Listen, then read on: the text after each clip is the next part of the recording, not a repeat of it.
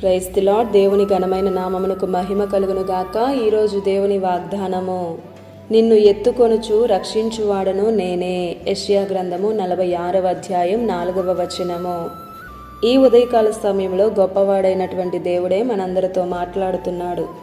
నిన్ను ఎత్తుకొనుచు రక్షించువాడను నేనే అని. ఇది అక్షరాల నిజమే. ఎందుకంటే ఆయన మనల్ని రక్షించకపోతే ఇప్పుడు మన స్థితి, మనము ఏమైపోయేవారమో ఒక్కసారి ఆలోచించుకోండి. కునుకక నిద్రించక కంటికి రెప్పవలే ఆయన మనల్ని కాపాడుతున్నాడు. ఇశ్రాయేలీలతో దేవుడు అంటున్నాడు ద్వితీయోపదేశ కాండంలో, మనుష్యుడు తన కుమారుని ఎత్తుకొనుచున్నట్లు నేను మిమ్మల్ని 40 సంవత్సరంలో ఎత్తుకొని మోసానో జ్ఞాపకం చేసుకోండి అని అంటున్నాడు. 40 సంవత్సరాలు, 1 కాదు 2 సంవత్సరాలు కాదు. చెప్పులు అరగలేదు, బట్ట మాయలేదు. అంటే తండ్రి చేతిలో ఉన్నారు కాబట్టి వారి కాళ్ళు వాయలేదు, చెమటే పట్టలేదు. తండ్రి తన కుమారుల ఎడల ఎంత జాలి చూపాడో.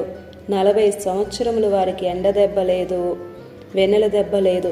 ఆయనే వారి పక్షాన ఉండి 40 సంవత్సరాలు నడిపించాడు.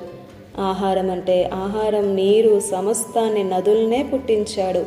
రాతి బండ నుండి నీరు.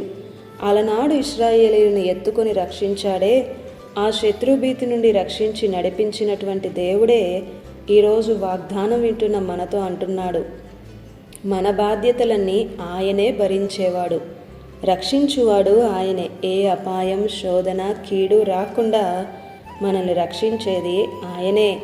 ఆయన మన పక్షాన ఉన్న దేవుడు. ఆమేన్. ఈ దిన వాగ్దానం మనందరి జీవితాలలో నెరవేరాలని కోరుతూ దేవుని సువార్త పరిచర్యలో మీ సహోదరి Prasanna. God bless you. Amen.